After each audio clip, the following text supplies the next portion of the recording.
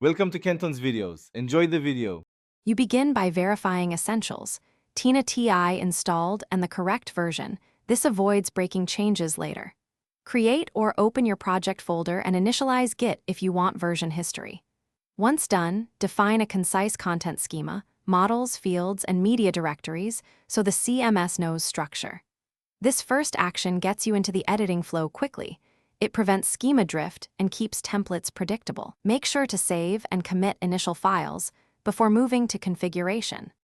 You now configure Tina to connect tightly with your repository, authorize access, and set the target branch so content syncs correctly. Next, create your collections and templates and configure inline editing rules to map fields to UI controls. This is where you control the editing experience. Run the local dev server to test live edits and preview changes in context. Doing this catches mapping errors early and clarifies how content flows from editor to build. Iterate until editing feels. You finish by committing your content and schema changes and pushing them to the CI/CD branch to trigger a build. This moves edits into production.